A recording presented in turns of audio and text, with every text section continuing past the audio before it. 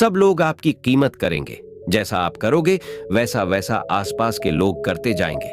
बस इस रहस्य को समझ लो, जो कि गौतम बुद्ध ने कई सालों पहले अपने शिष्यों को बताया था। हम आज के इस वीडियो में मन को कैसे नियंत्रित करें और मन क्या है इसके बारे में भी जानेंगे। हम अंत में आपको गौतम बुद्ध की एक रहस्यमय कहानी को सुनाएंगे। उससे पहले हम आपको खुद की कीमत कैसे बढ़ाए उसके बारे में 15 सुझाव देंगे। तो चलिए आज की वीडियो की शुरुआत करते हैं। कुछ लोग हमेशा सोचते रहते हैं कि लोगों के बीच अपनी वैल्यू कैसे बढ़ाएं, क्योंकि उन्हें हमेशा लगता है कि कोई भी उन्हें सीरियसली नहीं सुनता और उनकी इज्जत नहीं करता। तो हम आपको बताएंगे कि समाज में अपनी इज्जत कैसे बढ़ाएं। इस वीडियो को देखने के बाद आपको किसी से पूछने की जरूरत ही नहीं पड़ेगी कि लोगों के बीच खुद की इज्जत कैसे बढ़ाएं। वो कहते हैं ना कि इज्जत गंवाने में सिर्फ कुछ घंटे लगते हैं, लेकिन इज्जत बनाने में काफी समय लग जाता है। ये समय महीनों में भी हो सकता है और सालों में भी। जिस व्यक्ति को समाज में इज्जत नहीं मिलती वह हमेशा अप्रसन्न रहता है और मानसिक रूप से कमजोर भी होता जाता है। इसलिए इस बात का पता होना बहुत ही जरूरी है कि सोसाइटी में अपनी वैल्यू कैसे बढ़ाएं, ताकि आप खुद में सुधार करके ऐसा करने में कामयाब हो पाएं। कुछ लोग वैसे तो अच्छे खासे होते हैं, लेकिन उन्हें अपने खुद के महत्व का पता ही नहीं होता। अगर वो खुद में थोड़ा सा भी सुधार कर लें तो उनकी वैल्यू काफी ज्यादा बढ़ सकती है। लेकिन वो कुछ जरूरी बातों को इग्नोर करते हैं, जिस वजह से इतना सम्मान हासिल नहीं कर पाते। यहाँ हम आपको स्वयं की वैल्यू बढ़ाने के जो उपाय बताएंगे, उन्हें मानकर एक ऐसा आदमी भी अपनी खास इज्जत बना सकता है जिसमें फिलहाल कोई भी खूबी ना हो। किसी भी व्यक्ति को अगर सम्मान न मिले तो वह हीन भावना का शिकार हो सकता है। लेकिन जैसा कि हमने आपको बताया, इज्जत कमाने में समय लगता है। सिर्फ ये सोचने से कुछ नहीं होगा कि सोसाइटी में अपनी इज्जत कैसे बढ़ाए। आपको इसके लिए समर्पित होना पड़ेगा। चलिए जानते हैं कि अपनी खुद की वैल्यू बढ़ाने के लिए क्या करें। पहला उपाय, अपनी पर्सनैलिटी डेवलप करें। बेढंग तरीके से रहने वाले व्यक्ति को लोग कभी भी इतनी इज्जत नहीं देते। जो लोग साफ सुथरे और फिट रहते हैं उन्हें लोग अलग ही नजरिए से देखते हैं। इसलिए सबसे पहले अपने व्यक्तित्व में सुधार लाने की कोशिश करें। अच्छी पर्सनैलिटी कैसे बनाएं? हमेशा नहाए धोए रहें, अच्छे कपड़े पहने और अपनी दाढ़ी व बालों को सेट करके रखें। सबसे पहली चीज आपका दिखावा ही होता है। आप चाहे कितने ही ज्ञानी क्यों ना हो, अगर ढंग से साफ सुथरे नहीं रहते तो लोग आपको इग्नोर करना ही बेहतर समझते हैं। इसलिए कोई आपकी इज्जत नहीं करता। तो चलिए बढ़ाते हैं हमारे दूसरे उपाय की तरफ। दूसरा उपाय, किसी से डरे नहीं। अगर आप सोच रहे हैं कि लोगों के बीच अपनी इज्जत कैसे बढ़ाए, तो आज से ही डरना छोड़ दें। आपको भगवान श्री कृष्णा की उस बात पर ध्यान देना होगा जब उन्होंने कहा था कि कोई आपको मार नहीं सकता, कोई आपका कुछ बिगाड़ नहीं सकता।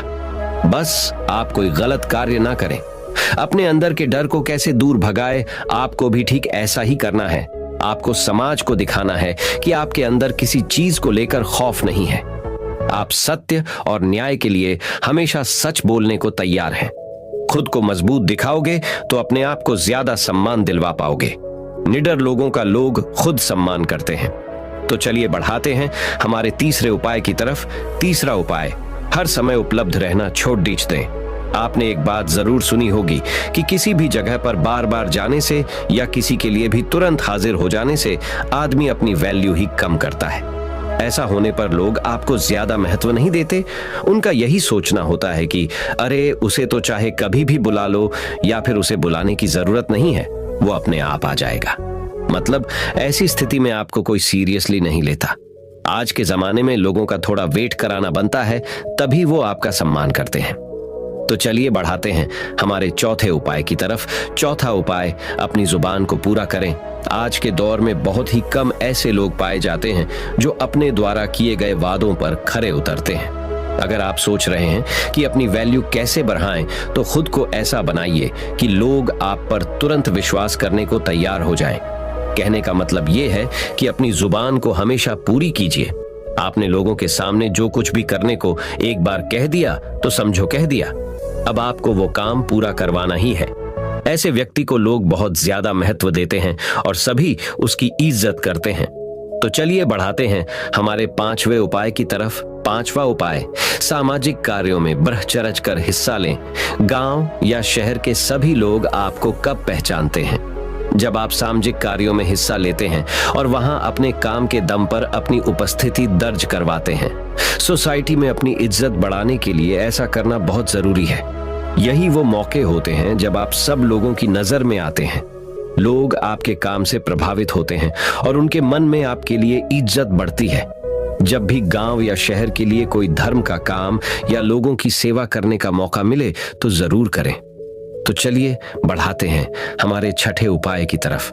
छठा उपाय, समय का सदुपयोग करें।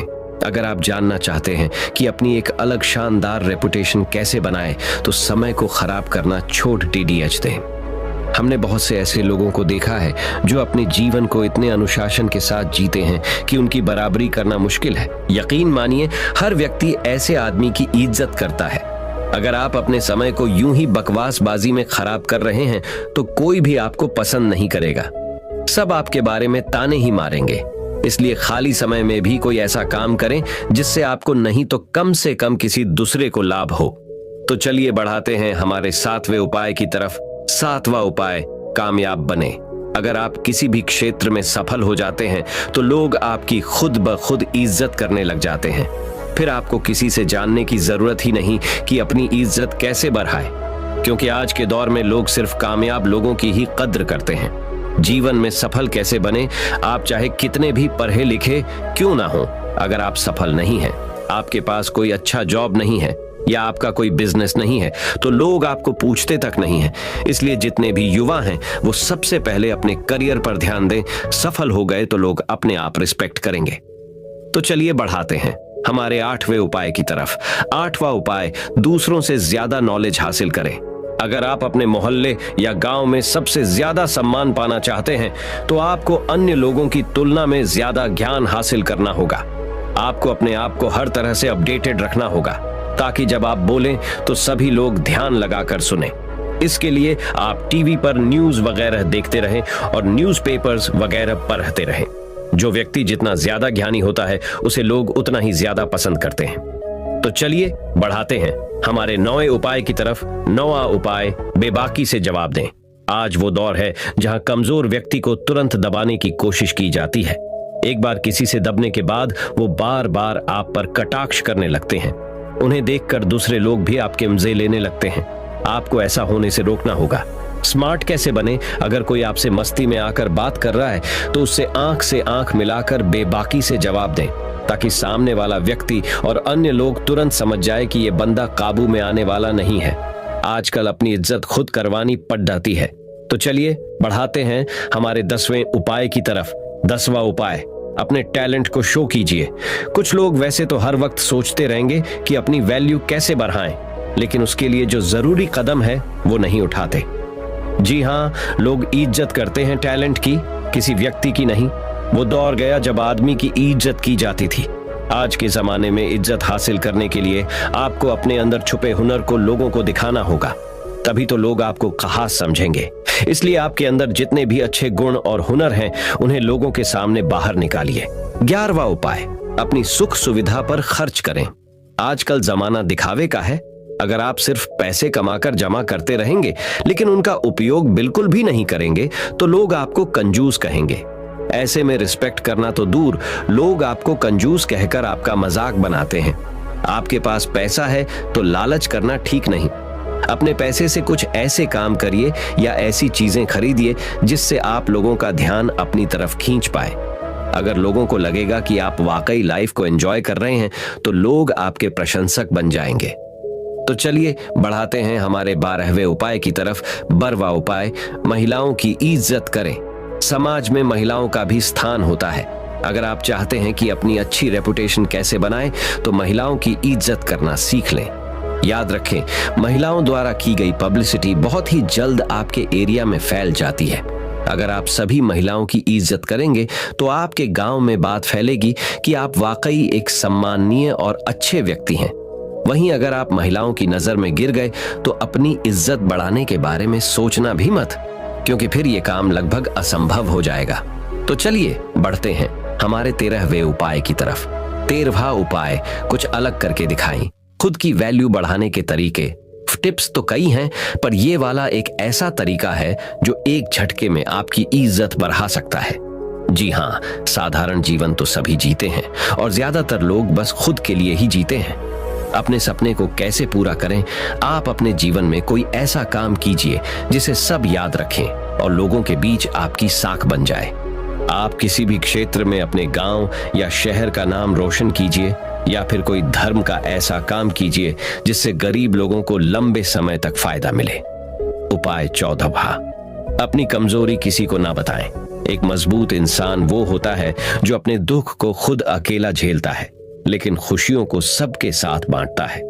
ऐसा व्यक्ति वास्तव में इज्जत का हकदार होता ही है, क्योंकि ये एक खास गुण है जो सब में नहीं होता। आजकल लोग दूसरे लोगों की कमजोरी पकड़ने के चक्कर में लगे रहते हैं ताकि उन्हें घेरा जा सके और लोगों के बीच उसकी खिल्ली उड़ाई जा सके। आपको ध्यान रखना है कि अपनी कमजोरी को खुद तक ही सीमित रखें, अन्यथा लोग आपकी उसी कमजोरी को निशाना बनाएंगे। तो चलिए बढ़ाते हैं हमारे 15वें उपाय की तरफ। उपाय 15वां, सबके साथ प्यार से रहें। इज्जत उसी व्यक्ति की होती है जो खुद दूसरों को इज्जत देता है। अगर आप सबके साथ लड़ ढाई झगड़ा करते रहेंगे तो समाज में आपकी छवि खराब होगी और कोई भी आपका सम्मान नहीं करेगा। अच्छा व्यवहार एक बहुत बड़ी चीज होती है जो अनपढ़ और गरीब व्यक्ति को भी इज्जत दिलवा देता है। चाहे कोई छोटा हो या बड़ा, सबके साथ प्रेम के साथ बात करें।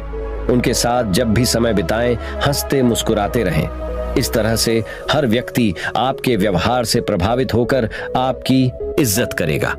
इस तरह से यदि आप वीडियो में बताई गई बातों पर अमल करते हैं तो निश्चित ही लोग आपकी इज्जत करना शुरू कर देंगे।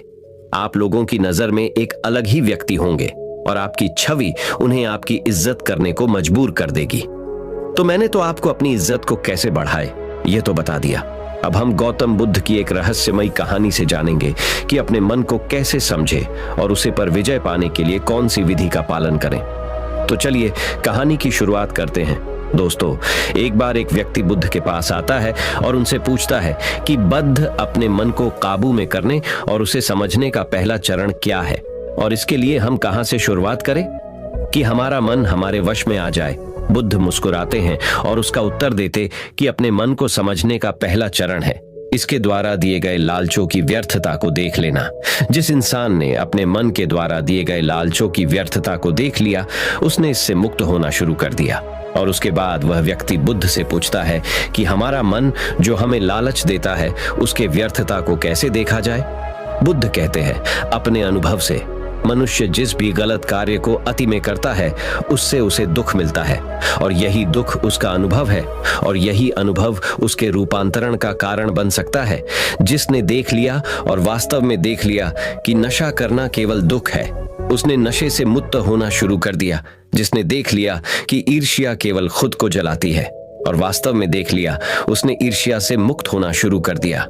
तुम्हारा ये देख लेना कि मन लालच तो हमेशा तुम्हें तृप्ति का देता है, लेकिन लगता यह तुम्हें सदैव अतृप्त है, और यही अपने मन को समझने का पहला चरण है।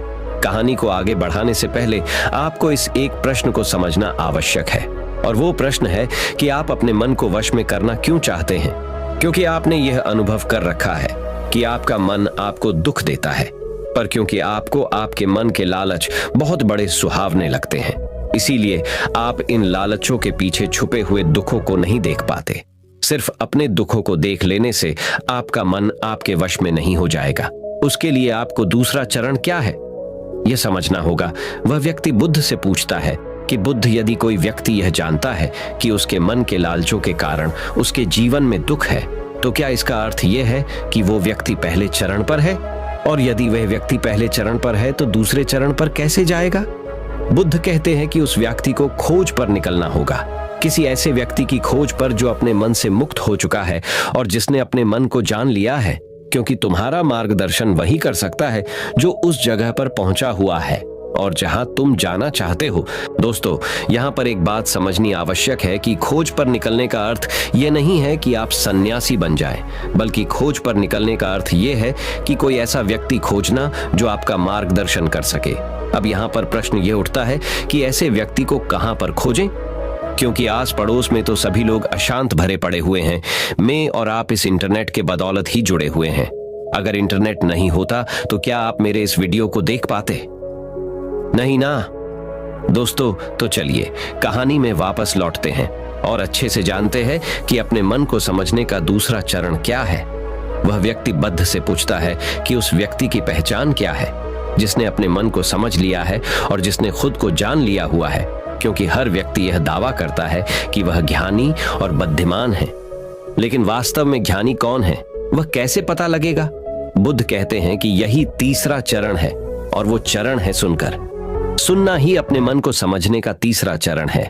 उसके बाद वह व्यक्ति बुद्ध से पूछता है कि क्या देखकर यह पता नहीं किया जा सकता, क्योंकि आपको देखकर ही पता लगता है कि आप एक महात्मा हैं। बुद्ध कहते हैं कि देखने में तो कोई व्यक्ति बहुत शांत लग सकता है, लेकिन भीतर से वह क्या है, ये उसके शब्द ही बता सकते हैं। लेकिन ध्यान रहे कि शब्दों पे भी विश्वास एकदम से नहीं कर लेना है। किसी भी बात पर विश्वास इसीलिए नहीं कर लेना है कि उसे मैंने कहा हुआ है या किसी महात्मा ने कहा हुआ है। किसी भी बात पर विश्वास आपको तब कर लेना है जब वह तुम्हारा अनुभव बन जाए। गौतम बुद्ध के द्वारा कही गई इस बात को मैं आपको थोड़ा और आसान भाषा में समझाने की कोशिश करता हूं।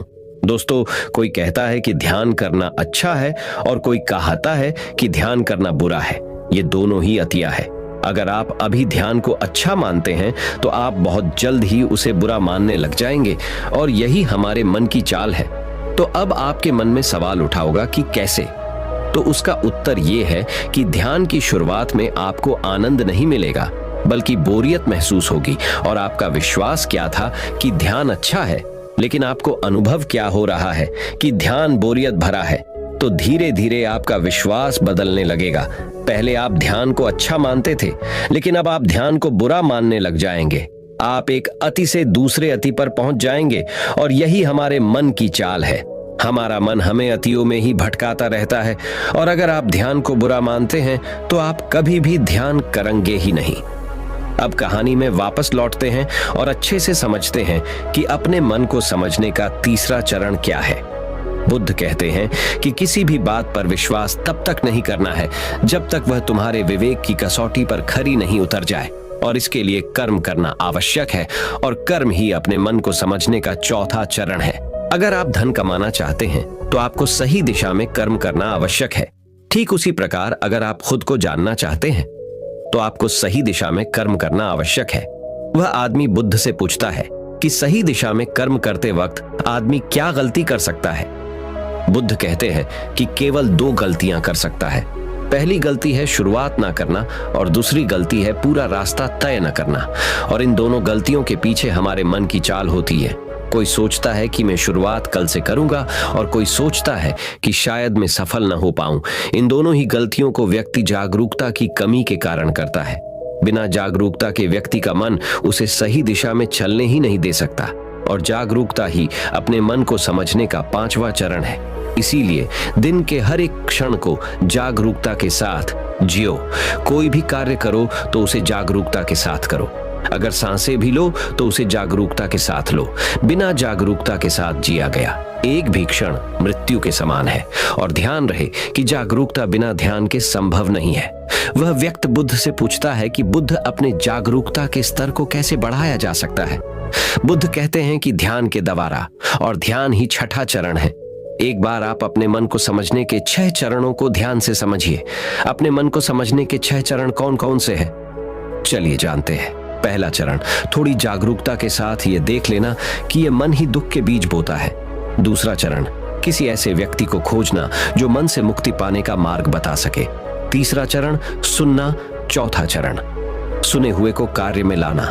5वां चरण, जागरूकता, जिससे आप मार्ग से भटके ना। छठा चरण, ध्यान। यदि सीधे शब्दों में कहा जाए तो ध्यान ही वह नाव है जिस पर बैठकर मन रूपी नदी को पार किया जा सकता है। लेकिन ध्यान तक पहुंचने के लिए शुरुआती 5 चरण बहुत आवश्यक है। अभी आप कौन से चरण पर हैं? हमें नीचे कमेंट बॉक्स में कमेंट करके जरूर बताएं, क्योंकि दोस्तों हर ज्ञानी इन 6 चरणों से गुजरता ही गुजरता है। दोस्तों, अब जानते हैं कि अपने मन को अपना सेवक कैसे बनाए, एक सच्ची कहानी से। तो चलिए कहानी को शुरू करते हैं। एक बार एक राज दरबार में एक कलाकार आता है। और इस कलाकार की खासियत ये थी कि जब भी यह कलाकार अपनी कलाकारी दिखाता तो ऐसा कोई भी व्यक्ति नहीं होता था जो इसके कलाकारी को देखकर हंसे ना। बड़े बड़े राजा महाराजा इस कलाकार की कलाकारी को देख हंसते हंसते लौट पौट हो जाते थे, लेकिन इस बार वह कलाकार एक गंभीर राजा के दरबार में था। इसीलिए लोगों को यह संदेह था कि कहीं वो इस बार असफल न हो जाए। वह कलाकार अपनी कलाकारी दिखानी शुरू करता है और वही होता है जो हर बार से होता आ रहा था। राजा का हंसते हंसते बुरा हाल हो जाता है। वह राजा उस कलाकार को कलाकारी देख इतना प्रसन्न होता है कि वो इस कलाकार को मुंह मांगा इनाम देने के लिए तैयार हो जाता है। हमें यह बात हमेशा याद रखनी चाहिए कि अधिक खुशी में लिए गए फैसले अक्सर गलत साबित होते हैं। राजा उस कलाकार से कहता है कि मांगो जो भी तुम मांगना चाहते हो, मैं तुम्हारी कलाकारी से बहुत प्रसन्न हूं। वह कलाकार कहता है कि क्षमा करे राजन, पर मैं जो भी मांगूंगा शायद आप वो दे न पाए। राजा अपने आसन से खड़ा होता है और कहता है कि अब तुम मेरी प्रसन्नता को क्रोध में बदल रहे हो। क्या तुम्हें मेरी द्वारा कही गई बात पर संदेह है? अब राजा अपने अहंकार को बीच में ले आता है और जहां भी अहंकार बीच में आ जाता है वहां काम बिगड़ना निश्चित है। फिर वो कलाकार राजा से कहता है कि नहीं नहीं राजन, मुझे क्षमा करें, मेरे बोलने का मतलब ये नहीं था, बल्कि मैं तो बस ये कहना चाहता था कि आप इस बात को फिर से एक बार दोहरा दें। फिर उसके बाद राजा कहता है कि मैं तुझे वचन देता हूं कि जो भी तू हद में रहकर मांगेगा वह तुझे जरूर मिलेगा। उसके बाद वह कलाकार कहता है कि तो ठीक है, आप मुझे 24 घंटों के लिए आपके राज्य का राजा बना दीजिए। उस कलाकार की बात सुन राजा मन ही मन सोचता है कि अच्छा है, मैंने इसे हृदय में रहकर मांगने को कहा था, वरना ये तो हमेशा के लिए राजा बनता। वैसे तो 24 घंटे कोई बड़ी बात नहीं है। और उसके बाद राजा सोच समझकर उस कलाकार से कहता है कि ठीक है, अगले 24 घंटे के लिए मैं तुम्हें राजा घोषित करता हूं। राजा बनने के 1 घंटे के अंदर ही वह कलाकार, जो कि अब राजा बन चुका था, वह पुराने राजा को फांसी पे चढ़ा देता है और दूसरे घंटे में वह पुराने राजा के सभी भरोसे मंद लोगों को हटाकर अपने भरोसे मंद लोगों को रख लेता है। आप में से बहुत सारे लोग उस राजा को मूर्ख समझ रहे होंगे, परंतु मैं आपको बताना चाहता हूं कि वह राजा कोई और नहीं बल्कि आप है और वह कलाकार आपका मन है।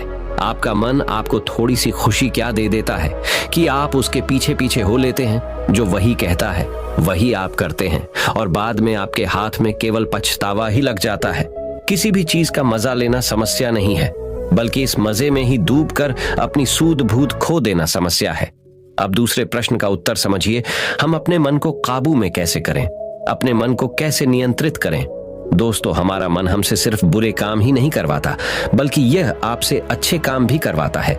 मैं आपको एक उदाहरण देकर समझाता हूं। जब आप ईर्ष्या का सहारा लेते हैं तब आपका मन बुरे काम करता है, और जब आप क्रोध का सहारा लेते हैं तब आपका मन बुरे काम करता है। जब आप मोह, अहंकार और लालच जैसे बुरी चीजों का सहारा लेते हैं तब आपका मन आपसे बुरे काम करवाता है, और जब आप प्रेम, दया और कृतज्ञता जैसी अच्छी भावनाओं का सहारा लेते हैं तब आपका मन अच्छे काम करता है। इसलिए समस्या मन नहीं है, बल्कि मन का इस्तेमाल किस तरह से किया जा रहा है।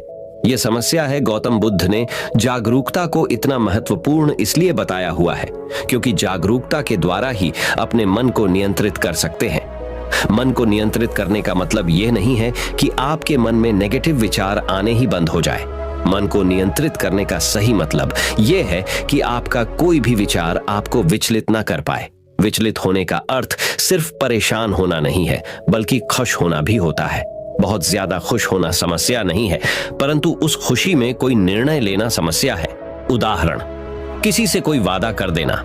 ठीक उसी प्रकार बहुत ज्यादा दुख होना समस्या नहीं है, बल्कि इस दुख के कारण कोई निर्णय लेना समस्या है। उदाहरण, आत्महत्या करना। अगर आप बड़े जागरूकता के साथ ये देख पाए कि सुख और दुख, इन दोनों की अति में कोई भी निर्णय लेना दुख और पीड़ा को जन्म देता है, तो आप आंख बंद करके सुख के पीछे नहीं भागेंगे। और अगर आप सुख के पीछे नहीं भागेंगे तो दुख आपके पीछे नहीं भागेगा, क्योंकि ज्यादातर लोग जिसे सुख समझते हैं वह दुख की परछाई है। अब लोग इस बात का यह अर्थ निकाल लेंगे कि हमें सुख का आनंद नहीं लेना चाहिए, जबकि यह निष्कर्ष बिल्कुल गलत है। अगर आप सुख और दुख, इन दोनों की अति में कोई निष्कर्ष नहीं निकालते हैं तो आप वही रहते हैं जहां आपको रहना चाहिए, मध्य बिंदु पर। जिसकी बात हर बार बुद्ध कहते हैं। मैं आपको मन के बारे में एक खास बात बताता हूं। आपको ऐसा कब लगता है कि आपको अपने मन को वश में करना चाहिए? मैं आपको बताता हूं, जब आप वो काम कर रहे होते हैं जो काम करना आपके लिए सही नहीं होता है, तब आपको महसूस होता है कि आपको अपने मन को अपने वश में करना चाहिए, मगर आप वो काम फिर भी करे जाते हैं क्योंकि आपको उस काम को करने में मजा आता है। उदाहरण के लिए चुगली करना। आपको पता है कि चुगली करने से आपको कुछ भी फायदा नहीं होगा, फिर भी आप चुगली करते हैं क्योंकि चुगली करने में शुरुआत में मजा आता है, परंतु धीरे धीरे ही आपको पता चलता है कि आप अपने ही नजरों में छोटे बन गए हो। दोस्तों, गौतम बुद्ध के द्वारा दिया गया यह सूत्र मैं आपको आज बताता हूँ जो आपकी जिंदगी बदल सकता है। और वो सूत्र है, जिन कामों को करने में शुरुआती बहुत मजा आए तो वह काम आपके लिए हानिकारक है।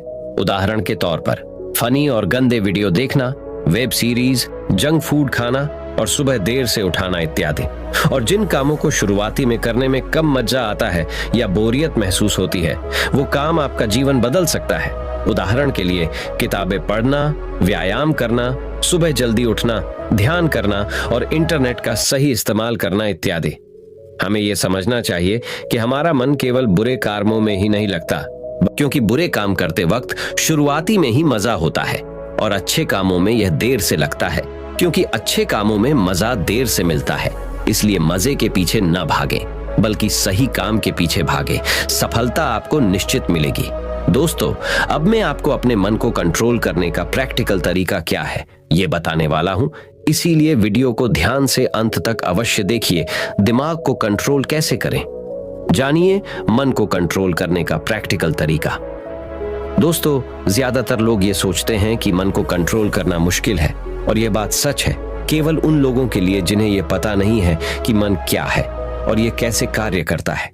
जो लोग जानते हैं कि मन क्या है और यह कैसे कार्य करता है, उनके लिए अपने मन को कैसे नियंत्रित करना आसान है। तो आइए सबसे पहले यह समझते हैं कि मन क्या है और यह कैसे कार्य करता है। मन क्या है और यह कैसे कार्य करता है? हमारा मन दो हिस्सों में बटा हुआ है, पहला चेतन मन और दूसरा अवचेतन मन। चेतन मन को हम सब बुद्धि के नाम से जानते हैं। ये हमारे भीतर एक फिल्टर की तरह काम करता है। जो भी जानकारी हमारे अंदर जाती है उसे यह जांचता और परखता है। चेतन मन के पास तर्क करने की क्षमता है और यह सही और गलत के बीच चुनाव कर सकता है, परंतु अवचेतन मन ऐसा नहीं है, उसका कार्य अलग है। हमारे अवचेतन मन सही और गलत के बीच चुनाव नहीं कर सकता है। जो भी जानकारी चेतन मन सही मानकर अवचेतन मन में भेज देता है, वह उसका विरोध नहीं करता है, चाहे वह जानकारी गलत ही क्यों ना हो। एक उदाहरण देकर समझाता हूं। मान लीजिए कोई व्यक्ति आपको कमजोर कहता है, मगर आप कमजोर नहीं हैं, तो आपका चेतन मन उस व्यक्ति की बातों का विरोध करेगा। मगर जब वह व्यक्ति उसी बात को आपसे बार बार कहेगा और उसी के साथ ही अन्य लोग भी उसी बात को बार बार कहेंगे, तो आपका चेतन मन इस बात को सच मान लेगा और आपके अवचेतन मन में भेज देगा। और अवचेतन मन का काम है जो बात उसके भीतर चली गई है उसे सच साबित करना। इसका सबसे बड़ा उदाहरण है, जब हम छोटे हुआ करते थे उस समय हमारे भीतर बहुत आत्मविश्वास था, परंतु जैसे जैसे हम बड़े होते गए हमारा आत्मविश्वास कम होता गया, क्योंकि हमारे स्कूल और कॉलेजेस से और समाज से बार बार नकारात्मक बातें सुनने को मिली और हमारा अवचेतन मन उन्हें सच मान बैठा। हो सकता है कि आपने इस बात पर ध्यान दिया हो कि आप गलत करना तो नहीं चाहते, परंतु फिर भी गलत करते हैं। आप डरना तो नहीं चाहते, लेकिन डर जाते हैं। ऐसा क्यों होता है? क्या आप जानना चाहते हैं? तो वीडियो के अंत तक बने रहे। दोस्तों, ऐसा इसीलिए होता है क्योंकि जाने अनजाने में आपके अवचेतन मन में बहुत सारी गलत जानकारी चली गई हुई है, जिसे वह सच मन बैठा हुआ है। तो अब प्रश्न यह उठता है कि इसका समाधान क्या है, क्योंकि बहुत सारी गलत जानकारी हमारे भीतर जा चुकी है और हमारा आत्मविश्वास कम हो चुका है। अब आप इसका समाधान समझिए। अब तक आपने ये समझा कि मन क्या है और ये कैसे काम करता है। अगर एक लाइन में कहूं कि मन क्या है, तो हमारा मन जानकारी का एक ढेर है जो जाने अनजाने में हमारे भीतर चली गई हुई है। अब हमें सबसे पहले यह समझना होगा कि चेतन मन जानकारी लेता कहां से है। वे कौन से द्वार है जहां से जानकारी भीतर प्रवेश करती है। अपने मन को कंट्रोल करने के उपाय और समाधान हमारे अंदर जानकारी जाने के 5 द्वार है, और वो है आंख, कान, नाक, जीभ और त्वचा। इन्हें हम 5 इंद्रियों से भी जानते हैं। बहुत सारी गलत जानकारी हमारे भीतर जाने के कारण हमारा मन हमारे वश में नहीं है। अगर हम अपने मन को अपने वश में करना चाहते हैं तो हमें बहुत सारी सही जानकारी इस मन को देनी होगी। कम से कम उतनी सही जानकारी जितनी गलत जानकारी हमारे भीतर पहले से पड़ी हुई है। सही जानकारी और गलत जानकारी के बीच का अंतर समझिए। सही जानकारी वो है जो आपको आपके लक्ष्य की तरफ ले जाए और गलत जानकारी वो है जो आपको आपके लक्ष्य से भटकाए। उदाहरण से समझिए कि एक सन्यासी का लक्ष्य आत्मज्ञान है और आत्मज्ञान के लिए ध्यान करना आवश्यक है। अगर कोई चीज उसे ध्यान करने से रोकती है तो वह उसके लिए एक गलत जानकारी है। एक और उदाहरण देकर समझाता हूं। मान लीजिए कि आपको एक गायक बनना है, तो गायक बनने के लिए रियाज करना बहुत जरूरी है। अगर कोई चीज आपको रियाज करने से रोक रही है तो वह आपके लिए एक गलत जानकारी है। तो अपने मन को कंट्रोल करने के लिए आपके पास एक लक्ष्य का होना बहुत जरूरी है, क्योंकि अगर आप अपने मन को कहीं पर जाने से रोक दोगे तो उसे कहीं पर तो भेजना भी तो पड़ेगा। अगर आपके पास लक्ष्य है तो आपको सबसे पहले क्या करना है, ये ध्यान से समझ लीजिए। सबसे पहले इस चिंता को छोड़ दीजिए कि कितनी गलत जानकारी आपके भीतर जा चुकी है। आपको बस इतना करना है कि आपके 5 द्वारों पर, यानी कि जहां से जानकारी भीतर प्रवेश करती है, वहां पर जागरूकता का पहरा लगा देना है। कोई भी जानकारी आपके भीतर अनजाने में प्रवेश ना करे। पहरा लगते ही आपको बैलेंस में झूठ जाना है। अब आप ये सोच रहे होंगे कि बैलेंस किस चीज का? बैलेंस आपको नकारात्मकता और सकारात्मकता के बीच में करना है। नकारात्मकता आपके भीतर पहले से ही मौजूद है, अब बस आपको सकारात्मकता को भरनी है। आपको एक बात जान लेनी चाहिए कि सकारात्मकता नकारात्मकता को मिटा देती है, जिस प्रकार रोशनी अंधेरे को मिटा देती है। ये तो बस कहने की बात है कि आपको बैलेंस करना है। सच तो यह है कि जब आप अपने भीतर सकारात्मकता भरने लगेंगे तो आपके अंदर की नकारात्मकता उसी समय मिटने लग जाएगी। दोनों के बीच का बैलेंस होने का तो अवसर ही नहीं आएगा। यहाँ पर प्रश्न यह निर्माण होता है कि सकारात्मकता को कहां से लाए। तो इसके बहुत सारे तरीके हैं। पहला तरीका यह है कि आप अच्छे लोगों की संगत करिए और उन्हें ऑब्जर्व करके उनसे सीख सकते हैं। अब ये सही लोग आपके पास हो सकते हैं या नहीं भी। आप इंटरनेट, बुक्स और वीडियोस के द्वारा इनकी संगत कर सकते हैं। उदाहरण के लिए, अगर आप बुद्ध की संगत करना चाहते हैं तो आप उनके ऊपर लिखी हुई किताबों को पढ़कर और ऑडियो टेप सुनकर उन्हें समझ सकते हैं। ध्यान रहे, हमेशा ऐसी चीजें पढ़े, सुने और देखे जो आपकी लक्ष्य से जुड़ी हुई हो। जब आप लगातार अपने भीतर अपने लक्ष्य से जुड़ी अच्छी जानकारी भेजते हैं तो आपके अंदर की नकारात्मक जानकारी को धोकर साफ करती है। अभी हमारा मन गलत जानकारी में उलझा हुआ है जो अनजाने में हमारे भीतर चली गई हुई है, जिसके कारण हम अक्सर कहते हैं कि हमारा मन हमारे वश में नहीं है और हमारा मन किसी भी काम में नहीं लगता है। हमें यह समझना चाहिए कि मन हमारा है, हम मन के नहीं है। वही सुनो जो आपके लक्ष्य से जुड़ा हुआ है, वही देखो जो आपके लक्ष्य से जुड़ा हुआ है, और वही पढ़ो जो आपके लक्ष्य से जुड़ा हुआ है, वही करो जो आपके लक्ष्य से जुड़ा हुआ है। मैं आपको एक उदाहरण देकर समझाता हूं। अगर आपका लक्ष्य खिलाड़ी बनना है तो आपको वही चीजें खानी चाहिए जो आपको खिलाड़ी बनाए।